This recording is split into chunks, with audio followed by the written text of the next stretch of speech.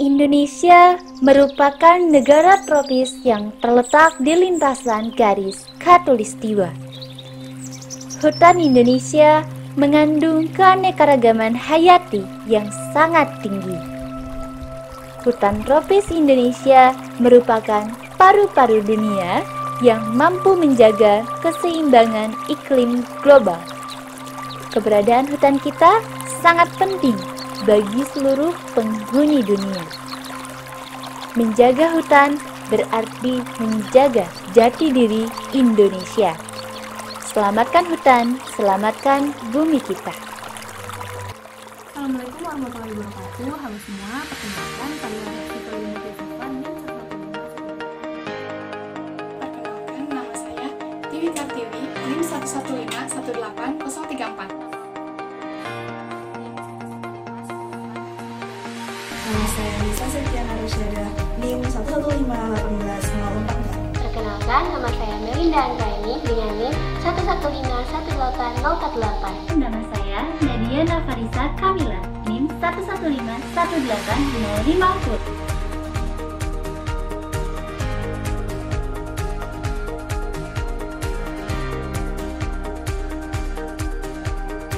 Indonesia adalah sebuah negara yang mengalokasikan 120,6 juta hektar atau sekitar 63% dari luas daratannya sebagai kawasan hutan. Dalam video ini, kita akan memfokuskan bahasan kita kepada sebagian pulau di Indonesia, yaitu Pulau Jawa sampai dengan Nusa Tenggara.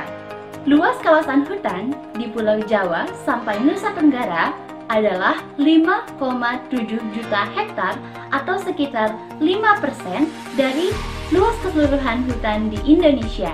Sedikit, tapi memberikan dampak yang sangat besar. Dewasa ini sering terjadi hal-hal yang menyebabkan kerusakan hutan, seperti kebakaran hutan dan lahan, kemudian eksploitasi sumber daya hutan, alih fungsi lahan hutan menjadi non-hutan, penebangan liar, dan masih banyak lagi. Hampir semua kerusakan ini disebabkan oleh manusia. Kerusakan ini menyebabkan fungsi hutan sebagai kawasan simpanan karbon menjadi rusak, bahkan justru meningkatkan emisi karbon. Menurut data yang dipaparkan oleh World Resources Institute pada tahun 2012, Indonesia merupakan negara terbesar ke-6 emisi karbon di dunia, yaitu sebesar 1,98 miliar ton karbon dioksida per tahun. Sektor kehutanan di Indonesia dianggap sebagai penyumbang emisi karbon terbesar yang diakibatkan oleh deforestasi dan degradasi hutan. Akibat terbesar dari rusaknya tutupan lahan hutan Indonesia yang menjadi sorotan dunia adalah global climate change atau perubahan iklim global. Perubahan iklim adalah perubahan jangka panjang dalam distribusi pola cuaca terhadap suhu bumi secara menyeluruh dengan dampak yang besar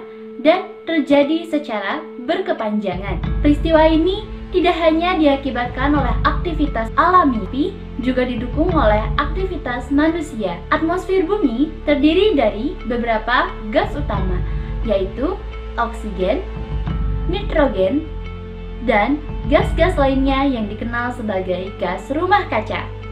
Gas rumah kaca ini terdiri dari karbon dioksida, metana, nitrogen oksida, CFC, dan lain sebagainya. Cahaya yang berasal dari matahari memancarkan energi radiasi gelombang pendek, sebagian diserap dan sebagian lagi dipantulkan oleh permukaan bumi ke asalnya. Gas rumah kaca yang tersebar di atmosfer menyerap energi tersebut, kemudian mengembalikan energi tersebut ke permukaan bumi, sehingga bumi menjadi semakin panas. Hal ini dikenal sebagai efek rumah kaca. Beberapa aktivitas manusia yang menjadi penyebab efek rumah kaca berlebih adalah pembakaran bahan bakar fosil, limbah dan polusi, peternakan, dan deforestasi. Perubahan iklim bisa berdampak kepada lautan, cuaca, pangan, dan kesehatan kita. Dampak kepada lautan misalnya, akibat suhu bumi yang meningkat dapat melelehkan bongkahan es yang berada di kutub. Hal ini menjadikan bumi menjadi kelebihan air dan merendam daratan. Kemudian, dampaknya terhadap cuaca. Perubahan iklim mengakibatkan perubahan cuaca yang sangat ekstrim. Tidak hanya badai yang mengakibatkan banjir, tetapi juga bisa menyebabkan kekeringan atau krisis air. Kemudian, keadaan cuaca tersebut akan berdampak kepada produktivitas lahan dalam menghasilkan pangan. Nah, hal ini akan menyebabkan banyak petani yang gagal panen sehingga produktivitas lahan turun dan pangan yang dihasilkan pun kualitasnya tidak akan sebaik sebelumnya. Selanjutnya, dampak perubahan iklim terhadap kesehatan kita adalah kekurangan gizi, penyakit asma, jantung, kanker, dan masih banyak lagi. Dalam video ini, kita akan membahas isu perubahan iklim di Pulau Jawa hingga Nusa Tenggara melalui tinjauan berbagai pihak. Selamat menyaksikan. Baik, kita akan meninjau isu perubahan iklim dari pihak Kementerian Lingkungan Hidup dan Kehutanan. Fokus dari KLHK mengenai perubahan iklim ini adalah deforestasi sebagai penyebab perubahan iklim. Deforestasi adalah perubahan secara permanen dari lahan berhutan menjadi lahan tidak berhutan. Deforestasi menyebabkan fungsi hutan sebagai carbon stock hilang begitu saja. Jasa ekosistem berupa climate regulation atau pengendalian iklim juga rusak. Hal ini sudah menjadi fokus dari Kementerian Lingkungan Hidup dan Kehutanan sejak lama. Perhitungan deforestasi di Indonesia bertujuan untuk menyajikan data deforestasi atau perubahan penutupan lahan dari berhutan menjadi tidak berhutan sebagai bahan pendukung dalam penyelenggaraan pengelolaan hutan secara lestari atau Sustainable Forest Management. Baik, berikut merupakan alur proses perhitungan deforestasi Indonesia. Pertama-tama, kita memiliki data penutupan lahan di awal tahun pengukuran sebagai input, lalu juga terdapat data penutupan lahan di akhir tahun pengukuran sebagai input, lalu kawasan hutan nasional di atas peta dasar skala 1:250.000 juga sebagai input, dimasukkan ke dalam proses verifikasi, lalu proses tumpang susun, maka outputnya adalah peta perubahan tutupan lahan di dalam dan di luar kawasan hutan. Output ini menjadi input untuk proses perhitungan deforestasi, yaitu deforestasi dikurangi deforestasi bruto dikurangi reforestasi atau penghutanan kembali. Maka outputnya adalah peta, diagram, dan tabel. Berikut merupakan diagram deforestasi di seluruh Indonesia, baik dalam maupun luar kawasan hutan tahun 2017 hingga 2018. Data ini merupakan data terbaru dari KLHK. Bisa dilihat bahwa angka deforestasi di Pulau Jawa dan Nusa Tenggara sangat rendah, karena luas hutannya pun sangat sedikit. Sepanjang Pulau Jawa dan Nusa Tenggara tersebar 9 provinsi, yaitu DKI Jakarta, Jawa Barat, Jawa Tengah, DI Yogyakarta, Jawa Timur, Banten, Bali, Nusa Tenggara Barat, dan Nusa Tenggara Timur. Dalam kawasan hutan Pulau Jawa dan Nusa Tenggara terjadi deforestasi dengan laju 46.824 hektar per tahun. Data yang bersumber dari KLHK ini bisa dilihat pada tabel berikut. Dari 9 provinsi yang tersebar di Pulau Jawa hingga Nusa Tenggara, angka laju deforestasi tertinggi berada pada Provinsi Nusa Tenggara Timur sebesar 17.689 hektar per tahun. Tingginya angka laju deforestasi di Pulau Jawa hingga Nusa Tenggara menyebabkan laju penyerapan karbon oleh kawasan hutan menjadi sangat rendah. Hal ini bisa menyebabkan emisi di seluruh kawasan menjadi tinggi karena kawasan tangkapan karbon telah dihilangkan. Seperti yang kita tahu, bioma ini sangatlah penting. Terdapat 2 faktor iklim yang mempengaruhi pembentukan bioma, yaitu suhu udara dan curah hujan. Oleh karena itu, iklim dan hutan sangatlah berkaitan. Berikut merupakan data curah hujan dan suhu udara di setiap provinsi sepanjang Pulau Jawa hingga Nusa Tenggara. Rata-rata suhu udara di Pulau Jawa hingga Nusa Tenggara adalah 27 derajat Celcius. Kemudian, rata-rata curah hujan yang turun di Pulau Jawa hingga Nusa Tenggara adalah 1.673 mm. Lalu, untuk jumlah hari hujannya panjang tahun adalah 120 hari per tahun. Iklim yang hangat dan juga basah menyebabkan negara kita menjadi negara tropis. Hal ini mengharuskan kita sebagai negara penyerap karbon. Namun yang terjadi justru sebaliknya.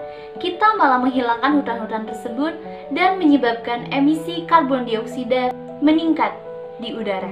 Persebaran curah hujan yang semakin tidak menentu ditambah meningkatnya temperatur udara dari tahun ke tahun ini menyebabkan Indonesia sebagai negara yang telah gagal menjadi kawasan tangkapan karbon. Kementerian Lingkungan Hidup dan Kehutanan telah mengupayakan berbagai cara untuk menangani penyebab deforestasi dan degradasi hutan. Penanganan deforestasi dan degradasi hutan dilakukan dengan cara mengkombinasikan teknologi penginderaan jarak jauh dan ground check atau survei langsung ke lapangan. Cara pertama yang dilakukan oleh KLHK adalah menerbitkan sebuah keputusan menteri dengan sebuah peta indikatif penundaan pemberian izin baru atau PIPPIB dikenal sebagai peta moratorium. Langkah kedua, pemerintah telah meluncurkan kebijakan ekonomi pemerataan untuk mendorong kesetaraan sosial dalam bentuk tanah objek reforma agraria atau TORA dan program perhutanan sosial yang merupakan komponen yang tidak terpisahkan dari kebijakan ekonomi pemerataan dengan tujuan untuk menjamin ketersediaan lahan dan akses kawasan hutan bagi para anggota masyarakat setempat dan atau masyarakat adat. Langkah ketiga, Indonesia meratifikasi kesepakatan ASEAN mengenai pencemaran kabut asap lintas batas atau ASEAN Agreement on Transboundary Haze Pollution yang memberikan sebuah kerangka kerja untuk mengendalikan kebakaran hutan dan lahan pada tingkat regional atau kawasan. Langkah keempat adalah mengacu pada Konvensi Kerangka Kerja Perubahan Iklim Perserikatan Bangsa-Bangsa atau UNFCCC mengenai bagaimana mengurangi emisi dan deforestasi serta degradasi hutan dan membantu konservasi pengelolaan hutan secara berkelanjutan serta peningkatan cadangan karbon hutan. Langkah yang kelima dilakukan kegiatan-kegiatan rehabilitasi di areal-areal kritis yang masih bisa dimanfaatkan. Nah, itu dia tadi teman-teman permasalahan yang telah dibahas oleh pihak KLHK. Di sini saya akan menjelaskan permasalahan dari pihak NGO. Nah, permasalahan yang pertama adalah kita akan membahas hubungan antara kerusakan hutan, krisis iklim, dengan potensi wabah penyakit baru menular. Nah, sebelumnya saya akan menampilkan data mengenai luas kebakaran hutan dan lahan per hektar di provinsi di Pulau Jawa.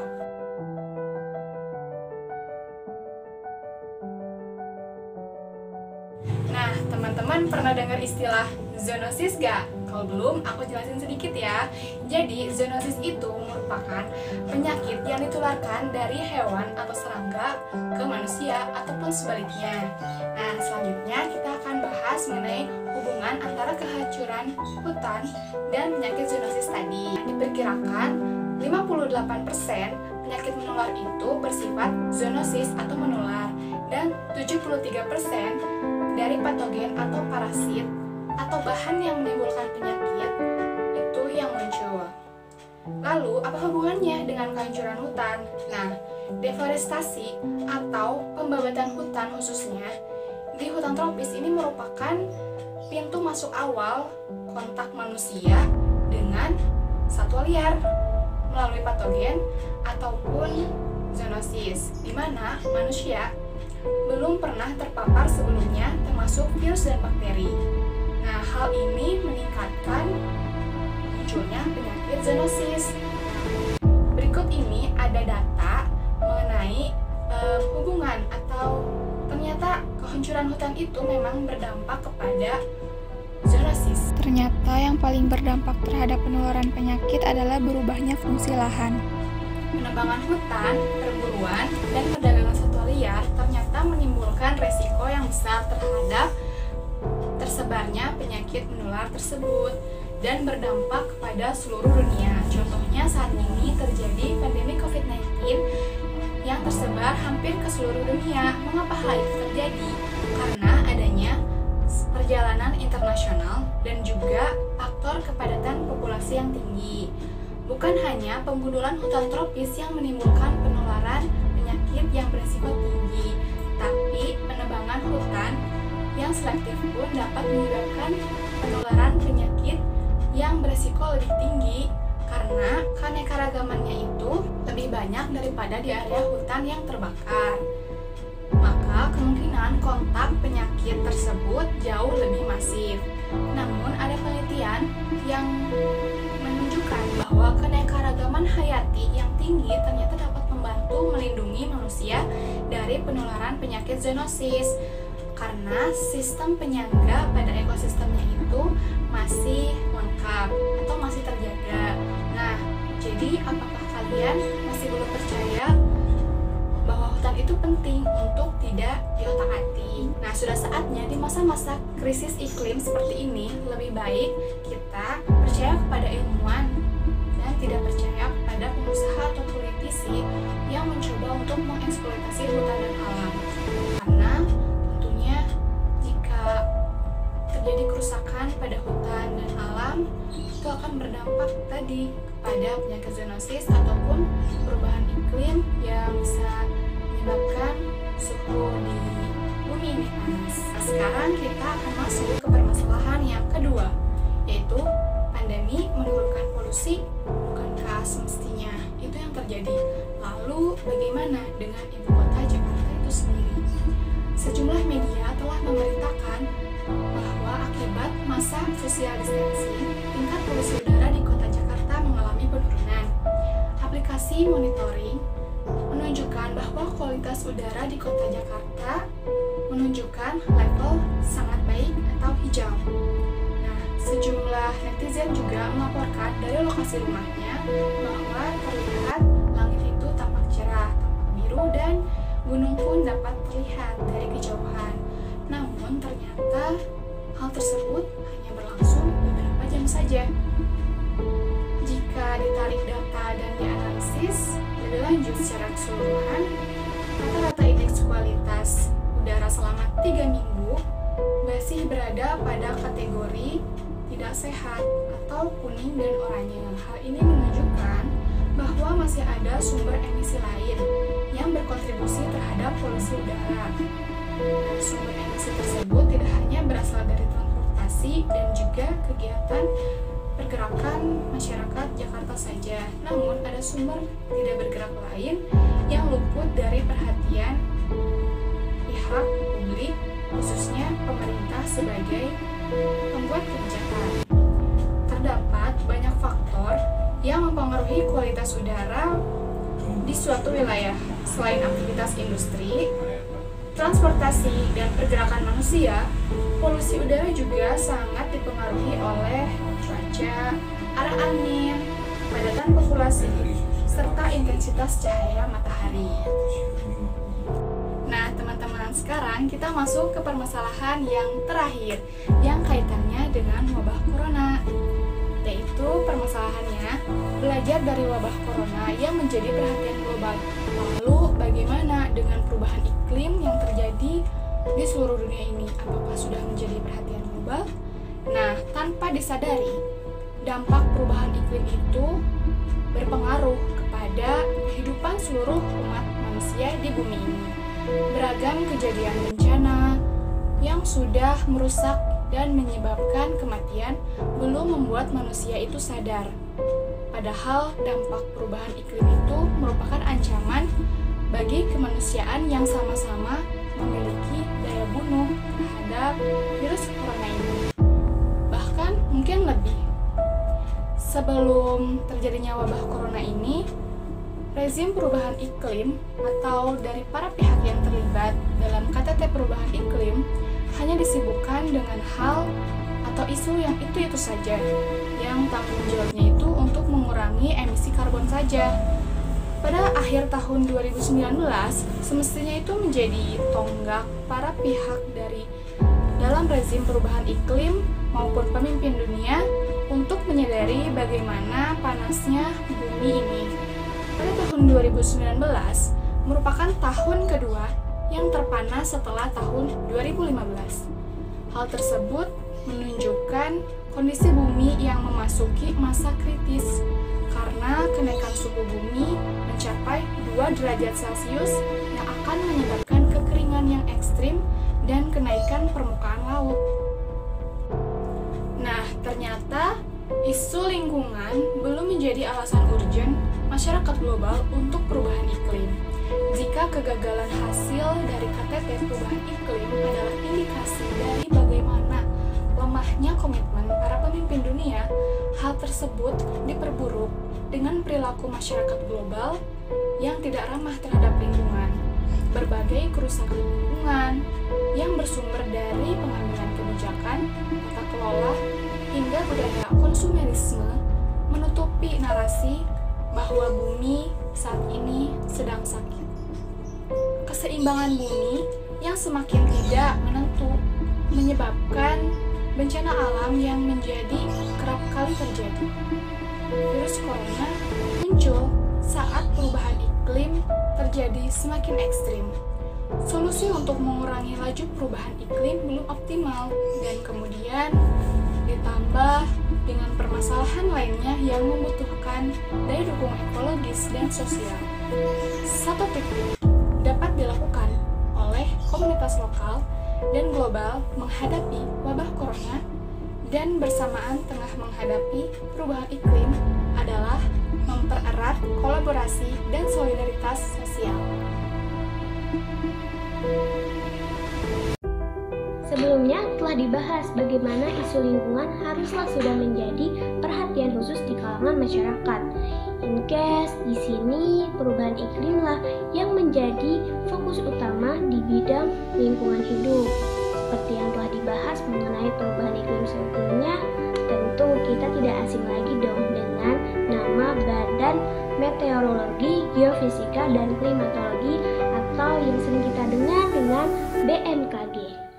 Yap, mereka merupakan badan yang bertugas untuk meneliti, mengobservasi, mengolah, hingga memberikan informasi data, baik dari segi cuaca, fenomena alam, bahkan iklim yang masih menjadi fokus utamanya.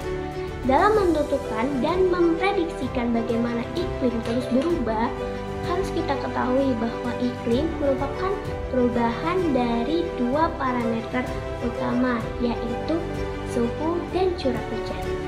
BMKG sendiri telah memberikan informasi berupa data dan peta spasial proyeksi perubahan parameter suhu dan curah hujan di seluruh Indonesia. Dan di sini aku akan memberikan informasi data ekstrim terkait suhu dan curah hujan di Pulau Jawa dan Nusa Tenggara di 10 tahun terakhir ini, yang diambil dari data online bmkg.go.id. Pertama, kita mulai dari Pulau Jawa, tepatnya dari Provinsi DKI Jakarta. Dan di sini aku mengambil data dari salah satu stasiun BMKG yang ada di DKI Jakarta, yaitu Stasiun Meteorologi Kemayoran. Di mana dapat kita lihat data curah hujan paling ekstrim di ibu kota hingga mencapai 277 mm pada tanggal 10 Februari 2015 dan suhu terekstrim pada tanggal 24 September 2014 hingga mencapai 37 derajat Celcius. Wah, curah hujan yang cukup tinggi ya. Yang kedua, ada dari Provinsi Banten, tepatnya dari Stasiun Klimatologi Tangerang Selatan. Tercatat pada tanggal 1 Januari tahun 2020, sebagian Provinsi Banten mencapai curah hujan hingga 208,9 mm dengan suhu ekstrim sebesar 38,6 derajat Celcius pada tanggal 28 April 2015. Ternyata suhu di Provinsi Banten pernah lebih tinggi dari suhu di ibu kota ya. Selanjutnya adalah dari Provinsi Jawa Barat yang aku ambil dari data Stasiun Klimatologi Bogor. Tercatat curah hujan terekstrim pada 10 tahun terakhir di Jawa Barat adalah mencapai 169,1 mm pada tanggal 6 April 2014 dan suhu yang mencapai 36,1 derajat Celcius pada tanggal 11 Oktober 2014. Ada dari Provinsi Jawa Tengah, tepatnya data dari Stasiun Klimatologi Semarang.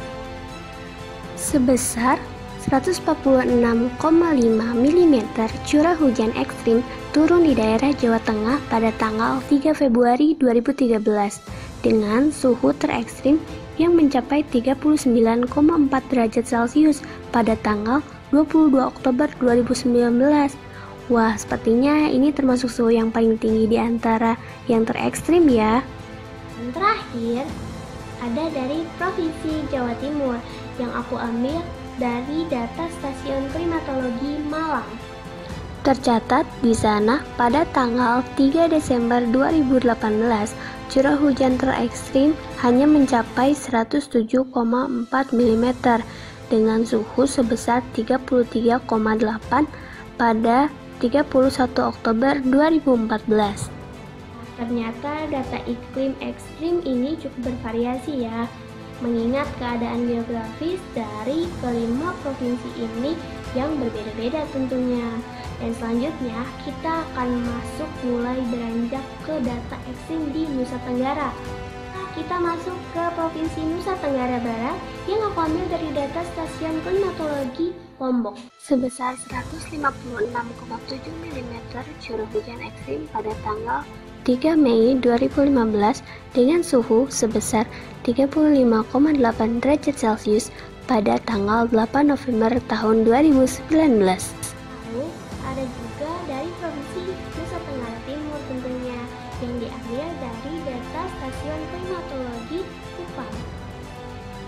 Yang pada tanggal 23 Desember 2018 curah hujan terekstrim mencapai 210,9 mm dengan suhu 39,4 derajat Celcius pada tanggal 8 April 2019. Menurut BMKG sendiri, dilansir dari national.republika.co.id, cuaca ekstrim khususnya yang terjadi di Indonesia ini disebabkan oleh 4 faktor utama berikut.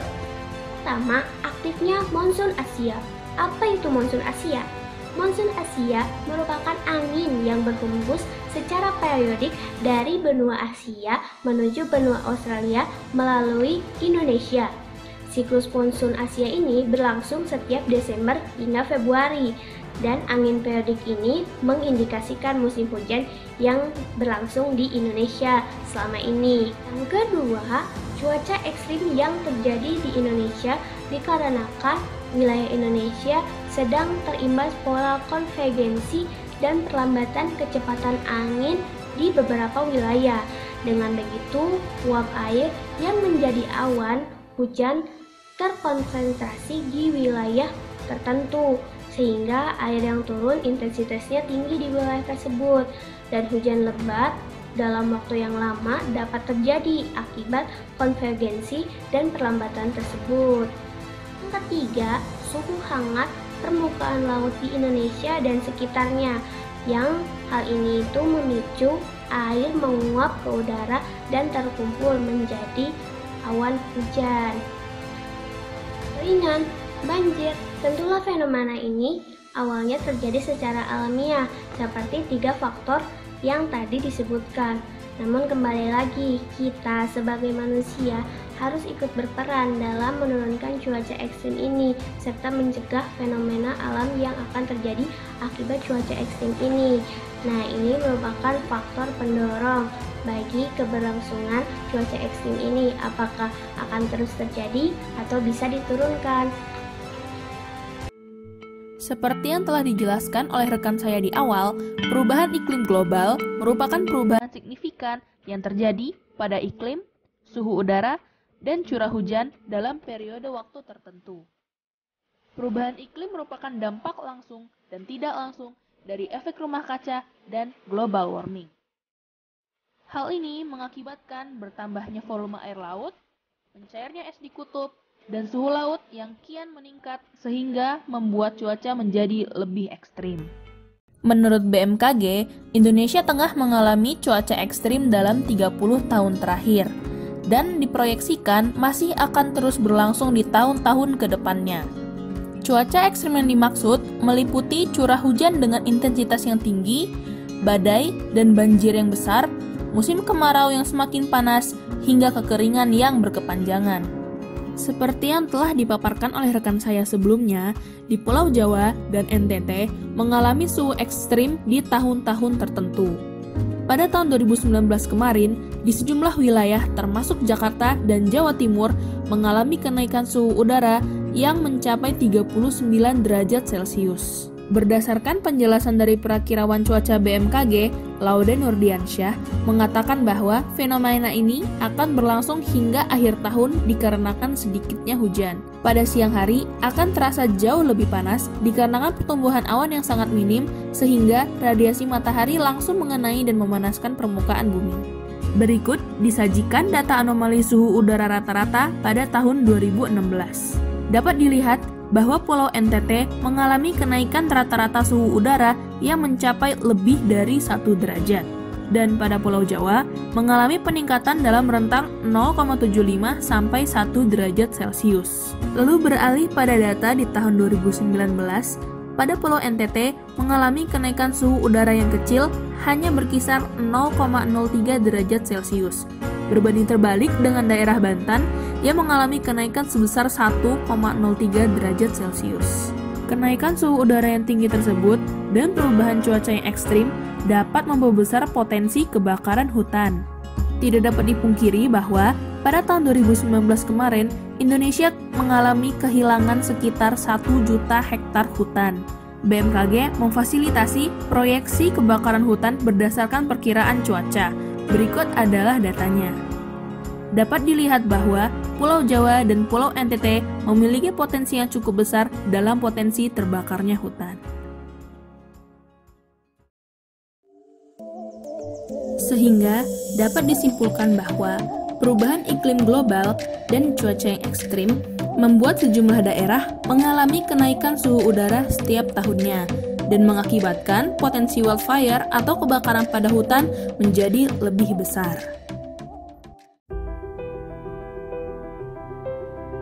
Terkait parameter-parameter perubahan iklim serta dampak-dampaknya terhadap lingkungan dalam sebuah negara, tentu dibutuhkan suatu kemitraan, terlebih Indonesia yang merupakan negara yang rentan akan dampak dari perubahan iklim. Untuk itu, Indonesia sendiri selalu berkomitmen untuk menjadi bagian dari solusi perubahan iklim.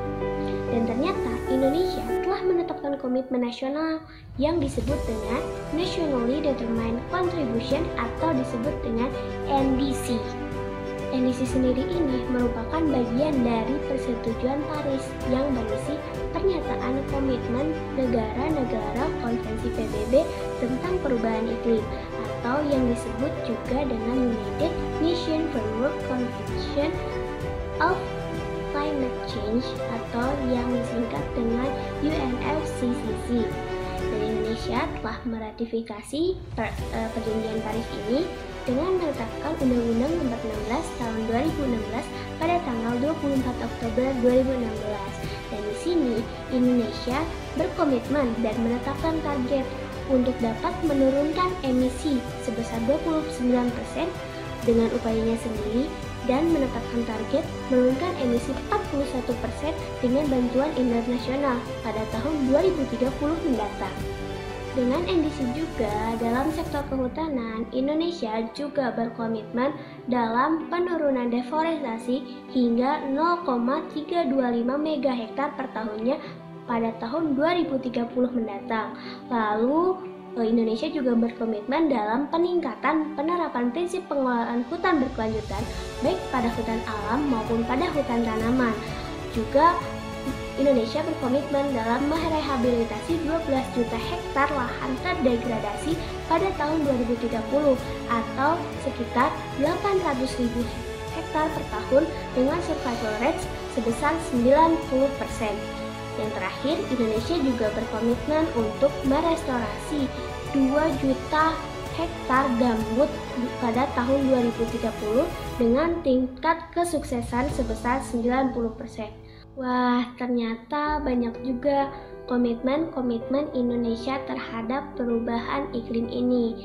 Dan perlu kita ketahui bahwa komitmen Indonesia di tingkat global ini harus diwujudkan di tingkat internasional atas partisipasi dari semua pihak.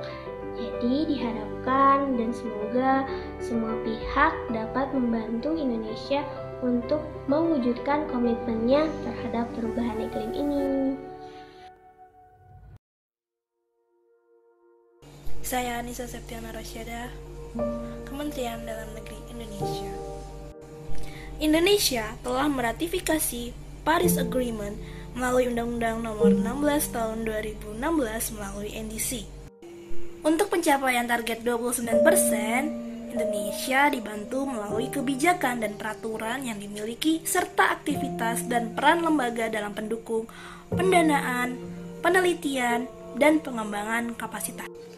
Fenomena perubahan iklim diawali dengan menumpuknya gas-gas dari proses penggunaan bahan bakar fosil di atmosfer. Sebagai negara yang agraris, perubahan iklim akan menyebabkan gangguan pada daur air dan produksi pangan di Indonesia.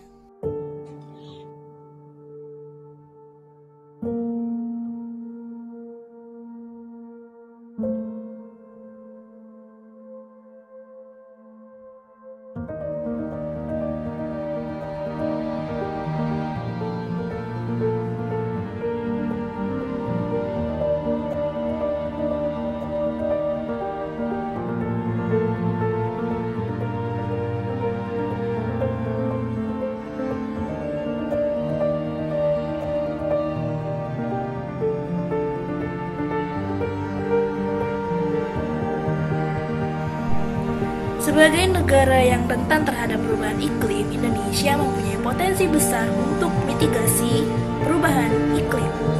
Oleh sebab itu, Indonesia perlu mengoptimalkan posisi strategis di berbagai forum tingkat internasional. Untuk pelaksanaan penurunan emisi gas rumah kaca di daerah, perlu disusun rencana aksi daerah penurunan emisi gas rumah kaca atau RADGRK. Dan yang untuk nasional, perlu disusun rencana akhir nasional penurunan emisi gas rumah kaca atau disingkat RANGRK. Berikut merupakan kedudukan RANGRK dalam sistem perencanaan pembangunan. Berikut merupakan kerangka waktu pelaksanaan RANGRK. Dalam rangka mengurangi emisi gas karbon dioksida, sektor kehutanan merupakan potensi terbesar yang dapat mengurangi emisi gas rumah kaca dengan biaya terendah. Pada tahun 2050, Indonesia menargetkan pencapaian keseimbangan antara pengurangan emisi, pertumbuhan ekonomi, ketahanan iklim, dan pembangunan yang adil. Diharapkan melalui pencapaian keseimbangan-keseimbangan tersebut, khususnya keseimbangan pertumbuhan ekonomi, yaitu ekonomi rendah karbon, Indonesia menjadi negara yang maju dan sejahtera. Nah, dari berbagai permasalahan hutan yang ada, baik itu permasalahan hutan maupun permasalahan iklim yang ada di Pulau Jawa maupun Nusa Tenggara, sebenarnya apa aja sih manfaat hutan bagi masyarakat, terutama bagi masyarakat yang tinggal di areal sekitar hutan? Sebelumnya, mari kita lihat dulu data luas hutan Pulau Jawa berikut ini. Dari catatan BPKH Wilayah 9 Jawa Madura pada 2012, hutan di Pulau Jawa luasnya sekitar 24% dari luas Pulau Jawa, dengan tutupan hutan sekitar 19%-nya. Hutan tersebut terdiri dari hutan lindung, hutan produksi, dan hutan konservasi. Hutan lindung dan hutan produksi dikelola oleh Perum Perhutani, sedangkan hutan konservasi dikelola oleh Kementerian Lingkungan Hidup dan Kehutanan. Luas hutan yang dikelola oleh Perum Perhutani sebanyak 76,83% dari luas hutan di Pulau Jawa. Hutan di Pulau Jawa dikelilingi oleh 6.807 desa dengan jumlah penduduk sebanyak 30% dari penduduk Pulau Jawa. Sebanyak 60% penduduk sekitar hutan di Pulau Jawa tergantung pada pertanian, penduduk miskin, dan rata-rata kepemilikan lahan kurang dari 0,5 hektar per kepala keluarga.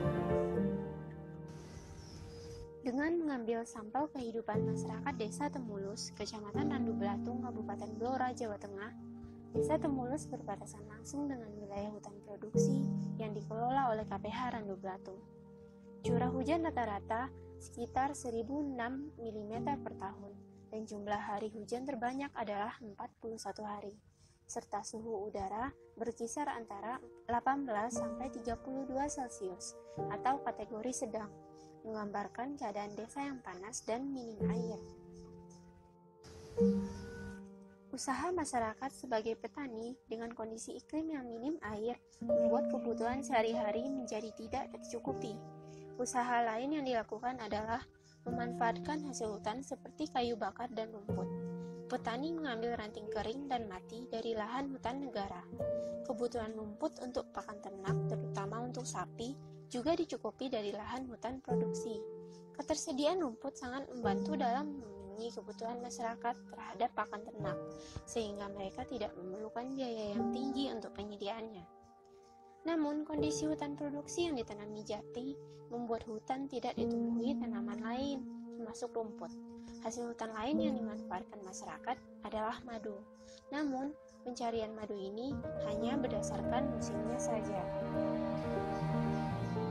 Usaha masyarakat sebagai petani tersebut sangat terbatas untuk memenuhi kebutuhan hidup, sehingga sering terjadi penjarahan hutan produksi yang dikelola oleh petani.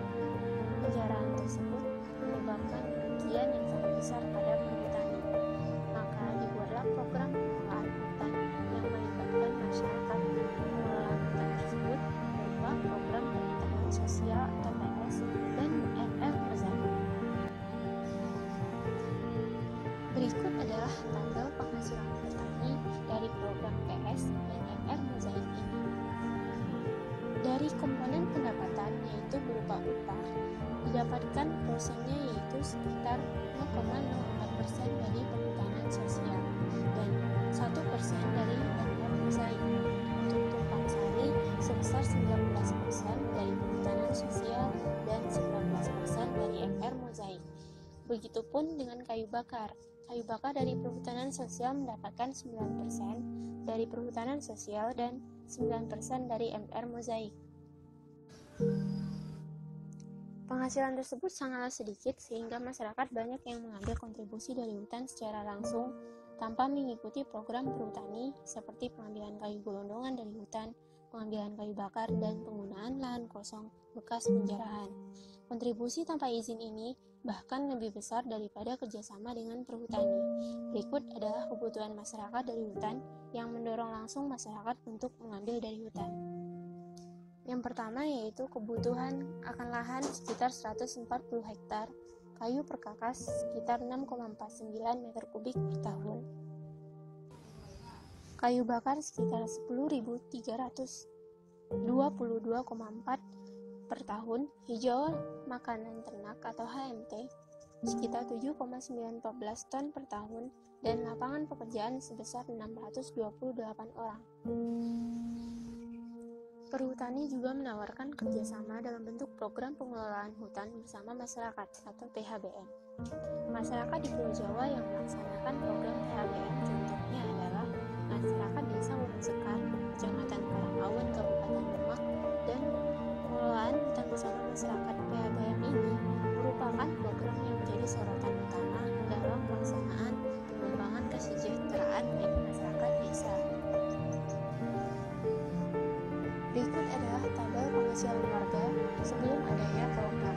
Data ini diambil dari wawancara dengan warga desa Wurun Sekar pada tahun 2018. Untuk Kamsani dengan petak 107 dengan hasil panen sekitar 421, beliau mendapatkan hasil sekitar Rp1.987.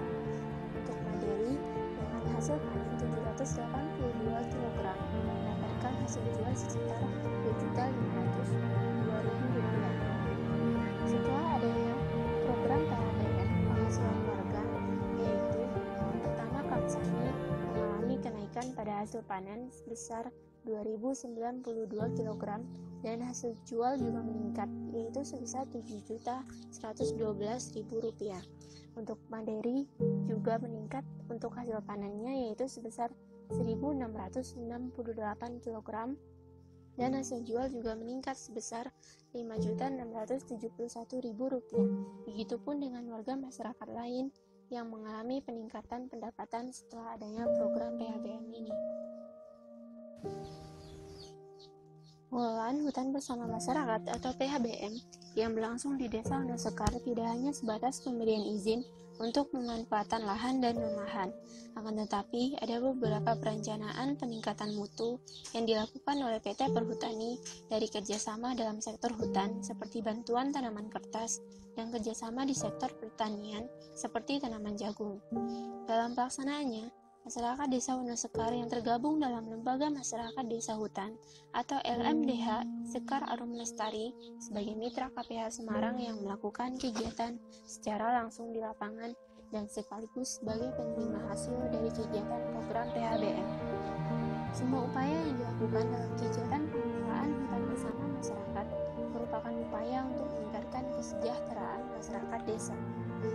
Sumber lain mengatakan Perhutani KPH Landung Belatung dalam mengelola hutan negara yang terbagi dalam 2 wilayah kabupaten, yaitu Kabupaten Blora dan Kabupaten Grobogan, berupa hutan produksi dan telah mampu memberikan kontribusi ekonomi bagi masyarakat desa. Hal tersebut dikatakan oleh Administrator Perhutani KPH Landung Belatung Insinyur Hendian Suartono saat penyerahan sharing produksi kayu tahun 2012 secara serempak di Kecamatan Landung Belatung sebesar 1,8 miliar dan diterima oleh 24 LMDH sebesar 1,76 miliar setelah dipotong pajak yang disetorkan kepada kas negara. Rata-rata nilai dampak ekonomi tersebut per tahun dari pengelolaan sumber daya hutan sebesar 46,7 miliar yang terdiri dari pembayaran pajak kepada pemerintah berupa provisi sumber daya hutan mulai tahun 2009 sampai 2013 rata-rata sebesar 8,2 miliar. Kemudian penyaluran bantuan pinjaman PKBL bagi 231 mitra binaan sebesar 1,2 miliar hasil panen palawija yang berada pada lahan tumpang sari hutan yang langsung dinikmati oleh petani hutan berupa padi, jagung, kacang-kacangan untuk tahun 2012 ini sebanyak 491 ton dengan nilai 1,11 miliar. Hasil lain yang tak kalah penting adalah pemanfaatan hasil hutan ikutan berupa kayu bakar, daun, rumput, umbi-umbian, empon-empon, dan lain-lain yang jika dicatat sebesar 33,3 miliar. Sedangkan penyerapan tenaga kerja dari adanya pengelolaan kawasan hutan sebanyak 2.373 orang per tahun dengan upah yang didapat dari Perhutani KPH Landung Belatung sebesar 3,1 miliar rupiah. Dapat disimpulkan kekayaan hutan yang ada di Indonesia memberikan dampak positif bagi masyarakat. Masyarakat dapat memanfaatkan hutan dan memperoleh hasil dari hutan. Namun dibutuhkan pengelolaan yang terencana agar hutan menjadi sumber penghasilan masyarakat desa dapat terus diambil manfaatnya oleh generasi yang akan datang. Hutan memanglah paru-paru dunia, menyimpan banyak kekayaan dan kehidupan. Keberadaan hutan tidak hanya menjadi sumber jasa ekosistem untuk dunia, juga menjadi sumber pendapatan bagi masyarakat yang hidup di sekitar hutan. Keberadaan hutan seperti hutan produksi, hutan rakyat, dan hutan lainnya yang berada di wilayah pemukiman warga memang menjadi salah satu sumber pendapatan masyarakat sekitar dengan mengolah sumber daya yang tersedia di dalamnya. Tidak hanya berjasa untuk masyarakat sekitar, hutan pun menjadi salah satu pilihan bidang pekerjaan di aparatur sipil negara. Salah satu aparatur sipil negara atau APN yang menjadi bagian sektor di pegawai negeri sipil yang merupakan jabatan fungsional dan turun langsung pekerjaannya ke hutan adalah polisi hutan dan biasa disebut Polhut. Berbeda dengan masyarakat yang mengolah isi hutan untuk pendapatan, polisi kehutanan berwenang untuk mengawasi, menjaga, dan mengamankan hutan dari oknum-oknum yang tidak bertanggung jawab. Sebagaimana misal, menyidik oknum-oknum tersebut yang melakukan illegal logging sampai masalah perburuan dan penjualan satwa yang melanggar aturan yang ada. Sesuai dengan namanya, polisi hutan memiliki tugas utama untuk menjaga keamanan dan kelestarian hutan. Berikut akan ditayangkan cuplikan bagaimana tim polisi hutan dan tim spesialnya yakni SPORC atau Satuan Polhut Reaksi Cepat dalam menjalankan wewenangnya menjaga keamanan hutan.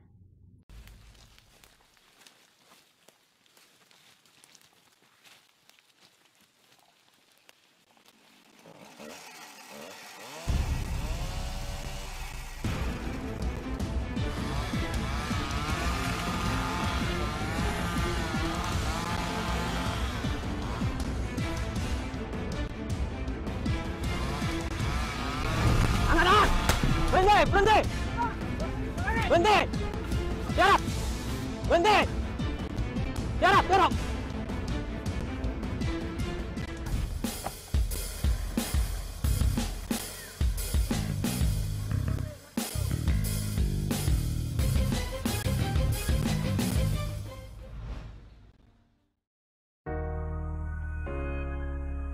Baiklah saudara-saudara, sekarang saya akan menunjukkan beberapa respon masyarakat Jawa Barat dan masyarakat Nusa Tenggara Timur terhadap pandemi COVID-19 di sektor kehutanan. Oke, saya di sini sebagai perwakilan masyarakat Jawa Barat yang tinggal dekat dengan sektor kehutanan. Tentu saja berbeda masyarakat biasa seperti kami dengan pegawai negeri atau aparatur sipil negara. Dalam segi fungsinya, aparatur sipil negara itu sebagai perencana, pelaksana, dan pengawas penyelenggaraan tugas umum pemerintahan dan pembangunan. Tuh, aparatur sipil negara ini dianggap sebagai pahlawan masa kini hutan. Tentunya, kalau dalam sudut pandang masyarakat Jawa Barat, khususnya kita yang tinggal di sektor kehutanan, berikut merupakan hasil dari Timber Production by Type of Product di tahun 2010 hingga 2019 yang dihasilkan oleh Jawa Barat, dikutip dari Provinsi Jawa Barat dalam angka 2020. Upaya untuk menangani kasus pandemi COVID-19 ini, masyarakat setempat yang tinggal di sekitar hutan dianjurkan untuk bergabung dalam kelompok tani hutan. Menurut Kepala Badan Penyuluhan dan Pengembangan SDM BP2 SDM Kementerian Lingkungan Hidup dan Kehutanan, masyarakat yang tergabung dalam kelompok tani hutan atau KTH tetap bekerja produktif selama wabah COVID-19. Hal ini sangat menguntungkan. Salah satu kelompok tani di daerah Bogor berhasil memanen serai wangi sebanyak 4,5 ton, pisang, jagung, umbi-umbian. Dalam sekali panen, para petani hutan itu dapat keuntungan sebesar 2,25 juta setiap kali panennya. Hal ini sangat menguntungkan, bukan, di kala pandemi seperti ini?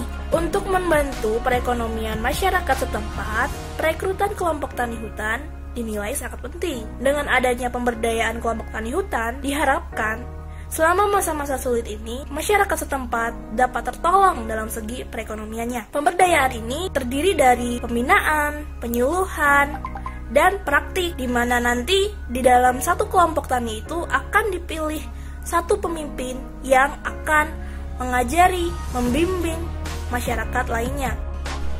Baik, saya di sini sebagai masyarakat yang berdomisili di Nusa Tenggara Timur. Kawasan hutan di NTT mencakupi hutan konservasi, hutan lindung, produksi, hutan produksi terbatas, dan hutan produksi konservasi. NTT berpotensi untuk menghasilkan hasil hutan bukan kayu, yaitu berupa madu hutan, bambu, kemiri, pinang, dan ubi hutan. Berikut merupakan tabel produksi hasil hutan non-kayu menurut jenisnya tahun 2016 hingga 2018. Tabel berikut merupakan tabel produksi kayu hutan menurut jenis produksinya.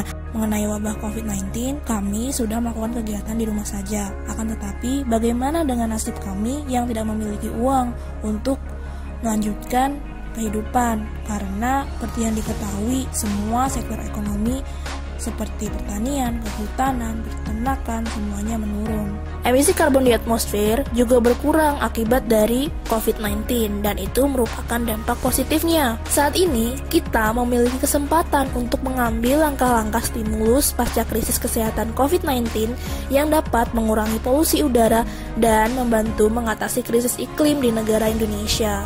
Krisis iklim semakin mengkhawatirkan, oleh karena itu kita perlu segera mengambil tindakan untuk mengurangi emisi. Sekaranglah saatnya untuk mengambil langkah ini. Dengan teknologi bersih yang semakin berkembang dan biaya yang semakin rendah, masyarakat kita siap untuk menerapkan ekonomi rendah karbon, yaitu ekonomi yang tidak banyak menggunakan sumber energi yang mengeluarkan karbon dioksida, sehingga ekonomi ini juga tidak banyak mengeluarkan gas rumah kaca ke biosfer. Indonesia mengalami pertumbuhan ekonomi yang cukup signifikan. Rata-rata pertumbuhan ekonomi Indonesia di atas 5% pada beberapa tahun terakhir. Namun Indonesia masih menempuh pendekatan pembangunan yang mengeksploitasi sumber daya alam serta penggunaan sumber energi yang tidak efisien. Dengan pendekatan tersebut, pertumbuhan ekonomi Indonesia diperkirakan akan menurun. Jalur pertumbuhan ekonomi baru mutlak diperlukan pendekatan pembangunan yang menyeimbangkan aspek masyarakat, ekonomi, dan lingkungan. Indonesia memerlukan pertumbuhan ekonomi di mana pembangunan infrastruktur dilakukan tanpa mengorbankan kelestarian alam. Pembangunan rendah karbon adalah pendekatan yang harus ditempuh. Jalur pertumbuhan baru yaitu pembangunan rendah karbon diprediksi dapat membuka kesempatan menuju ekonomi yang kuat, inklusif, dan berkelanjutan, serta memberikan manfaat yang jauh lebih besar. Upaya pembentukan kelompok tani hutan oleh masyarakat Bogor, Jawa Barat merupakan contoh tindakan yang benar dan bisa diterapkan oleh masyarakat Nusa Tenggara Timur karena kelompok tani hutan merupakan contoh dari ekonomi rendah karbon yang merupakan ekonomi yang tidak banyak menggunakan sumber energi yang mengeluarkan karbon dioksida sehingga bisa mengatasi krisis ekonomi di wabah COVID-19 dan juga mengatasi problema iklim di negara Indonesia. Kembali lagi bersama saya. Di sini saya akan menyampaikan tinjauan dari masyarakat pondok pesantren atau para pemuka agama mengenai isu perubahan iklim. Apabila perubahan iklim ditinjau dari pandangan masyarakat melalui kacamata agama, maka sudah jelas penyebab utamanya adalah manusia itu sendiri. Semua agama mengajarkan untuk berbuat baik di muka bumi. Dan ada beberapa prinsip-prinsip di dalamnya yang mengajarkan tentang memelihara keseimbangan lingkungan. Islam adalah salah satu agama yang mempunyai pesan pelestarian alam. Hal itu bisa ditemukan pada ayat-ayat yang terkandung di dalam Al-Quran maupun hadis. Dalam pandangan Islam, manusia diberikan amanah untuk menjaga alam. Seperti yang terdapat pada Quran Surat Al-Ahzab, Tuhan memberikan amanah kepada semua makhluk untuk menjadi penanggung jawab bumi. Akan tetapi, mereka tidak sanggup, sehingga hanya manusia yang setuju untuk mengemban amanah tersebut. Dalam suatu acara di pesantren ekologi Al-Thoriq di Garut, pendirinya yang bernama Nisa Wargadipura memberikan materi tentang keagamaan dan pengetahuan tentang pelestarian lingkungan, khususnya di bidang pertanian, guna mengurangi dampak terhadap perubahan iklim. Pengelolaan pertanian berbasis ekologi adalah refleksi dan evaluasi dari perkembangan pertanian, di mana ini tentang suatu kondisi di para petani yang sedang mengalami keresahan atau kekhawatiran tentang kondisi alam di Indonesia yang semakin hari semakin rusak. Isu yang digencarkan oleh pesantren ekologi ini adalah seputar agroekologi, yakni pertanian berbasis ekosistem. Konsep itu dilakukan bersama santri-santri. Pekerjaan mereka bercocok tanam dan melakukan penelitian terhadap kandungan gizi pada tumbuhan di berbagai jenis. Pesantren ekologi ini ingin mencetak generasi yang mampu membawa perubahan, generasi yang mampu membentuk karakter bangsa yang kuat dan berprinsip pada kearifan lokal. Dan kedepannya, harapan dari pesantren ini adalah terciptanya kemandirian pangan yang dikelola secara mandiri mulai dari hulu hingga ke hilir dan tidak tergantung pada bangsa lain. Beberapa tahun kebelakang, Indonesia menghadapi iklim kemarau yang panjang sebagai dampak dari perubahan iklim. Oleh karena itu, para petani panik dan khawatir karena takut hasil produksi pertaniannya berkurang. Kemudian, hasil pertanian dioptimalkan dengan sistem agroekologi supaya berbuah banyak, berdaun besar, dan sayuran melimpah. Jika setiap muslim memiliki kesadaran ekologis, maka bukanlah perkara yang sulit bagi umat muslim, terutama muslim Indonesia, untuk memulai dan mewartakan pentingnya pelestarian ekologi ke segenap penjuru dunia. Namun, kalangan umat Islam saja tidak cukup. Semua manusia di dunia, apapun agamanya dan negaranya, termasuk negara-negara kapitalis, industrialis, yang banyak menyumbangkan emisi gas karbon dioksida yang memicu pemanasan global ini, kita harus bersama-sama berkomitmen untuk menjaga kelestarian ekologi. Dengan demikian, pemanasan global di muka bumi bisa dihentikan. Kini saya akan menyinggung dampak corona dari pihak pengusaha yang ada di Indonesia, khususnya di Pulau Jawa. Yang pertama adalah dari pengusaha barbershop di Jakarta yang bernama Bapak Maman. Bapak Maman ini telah memulai usahanya dari tahun 2012. Hingga saat ini usahanya sudah 8 tahun berjalan. Biasanya pendapatan yang dihasilkannya itu mencapai 5-10 juta per hari. Namun pada tahun 2020 ini saat pandemi Corona ada, Pak Maman bahkan hampir tidak memiliki penghasilan sama sekali atau nol.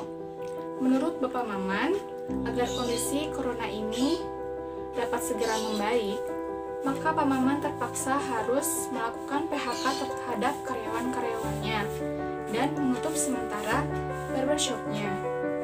Lalu, pihak pengusaha yang kedua itu dari pengusaha restoran di Jakarta pula yang bernama Pak Emil Arifin. Perusahaan restoran Pak Emil ini terdapat beberapa cabang di Jabodetabek.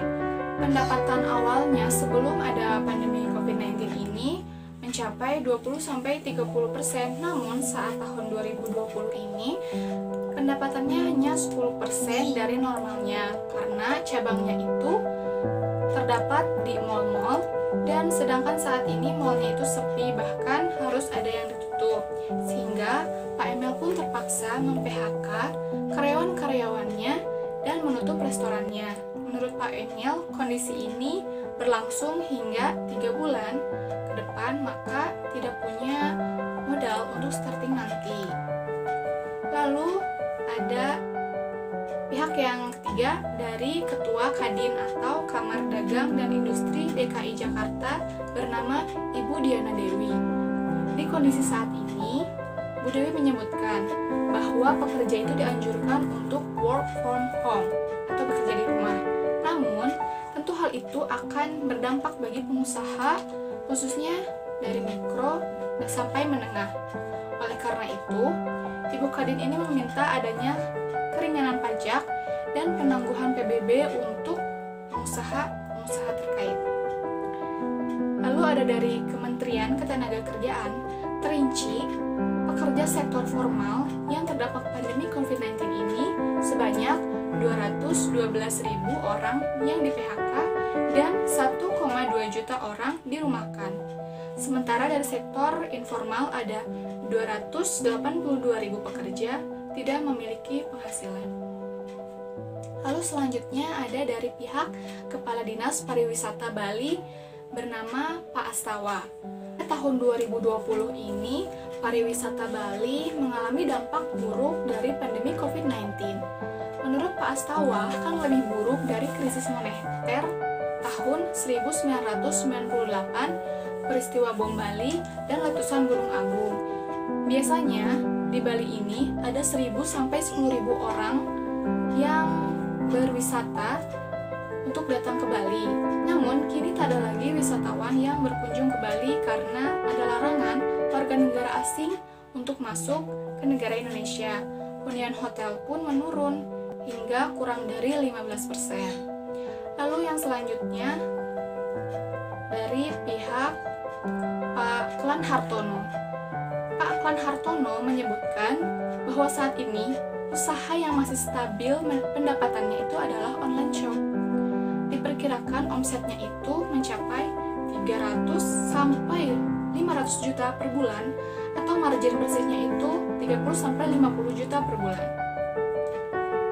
Nah, di tahun 2020 ini terdapat isu terbaru, yaitu isu dicabutnya SVLK yang akan berdampak kepada para pengusaha kayu dan juga perubahan iklim di lingkungan. Pak Agus Suparmanto, Menteri Perdagangan, telah menandatangani aturan tentang kehutanan ekspor produksi industri kehutanan. Dalam aturan baku ini, ekspor kayu tidak perlu lagi verifikasi legal atau fee legal. Permendak ini dinilai bisa mengancam kelestarian hutan, terutama upaya perbaikan tata kelola kehutanan. Terdapat data pusat statistik yang menunjukkan bahwa sejak Indonesia memiliki SVLK ini, ekspor kayu melejit tajam. 2018 12,13 miliar dolar dan 11,62 miliar dolar pada tahun 2019. Meskipun ada penurunan pada tahun 2019 karena perekonomian global saat itu melemah, tetapi lebih tinggi dari tahun 2013 dan 2017. Dampak yang dirasakan oleh para pengusaha dari dicabutnya SVLK ini, mereka mengalami kerugian karena ekspornya itu mengalami penurunan. Selain itu, mereka pun mengalami kesulitan untuk melakukan ekspor karena luar negeri belum tentu dapat mempercayai produk dari kayu di Indonesia tersebut. Lalu dampak negatif terhadap lingkungannya itu bisa mengancam kelestarian hutan karena akan ada beberapa oknum yang melakukan pembakaran ilegal dan mereka akan menjual produk kayu tersebut. Lalu akan terjadi perubahan iklim karena jika terjadi pembakaran ilegal tersebut. Nah, bukankah di saat corona ini iklim sudah membaik? Lalu jika nanti terdapat banyaknya pembakaran ilegal, maka akan terjadi perubahan iklim yang drastis. Suhu bumi mungkin akan menjadi semakin panas lagi.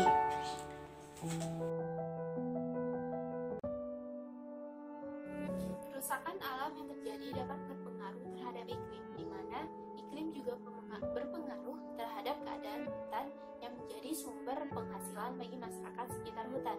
Jadi, ada peran besar masyarakat di sini, di mana masyarakat selain mengelola dan memanfaatkan hutan, juga harus menjaga dan melestarikan hutan.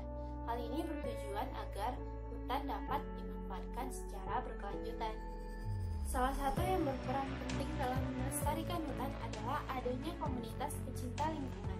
Di Indonesia, banyak sekali komunitas pecinta lingkungan ini yang berkegiatan dalam melestarikan hutan. Contohnya adalah Pecinta Alam Sejati atau PAS Kediri. Mereka melakukan reboisasi di Gunung Wilis, Jawa Timur. Kegiatan penanaman pohon ini juga diikuti oleh sebanyak 101 komunitas pecinta alam lainnya. Berikut adalah cuplikan videonya. We meant to be in the great outdoors.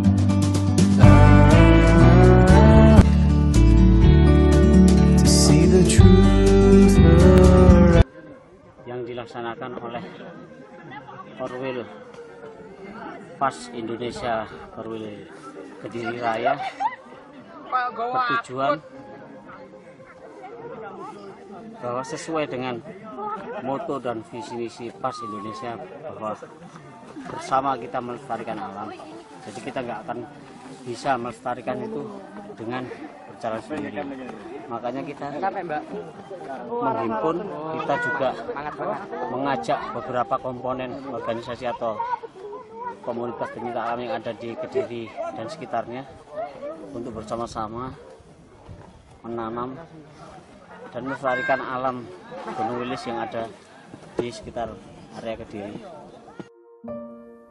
Jadi intinya itu adalah banyak sekali dibutuhkan kontribusi dari berbagai pihak agar dapat mengelola hutan dan melestarikan hutan, agar hutan dapat memberikan manfaat yang besar terhadap masyarakat maupun terhadap pemerintah. Jadi dibutuhkan kontribusi baik dari masyarakat sendiri, pemerintah, maupun dari komunitas-komunitas pecinta alam atau pecinta lingkungan yang ada di Indonesia. Nah, oleh karena itu sebagai pelajar, kita dibutuhkan juga untuk melestarikan hutan dengan cara mengajak teman-teman yang lainnya untuk berkontribusi dalam melestarikan hutan.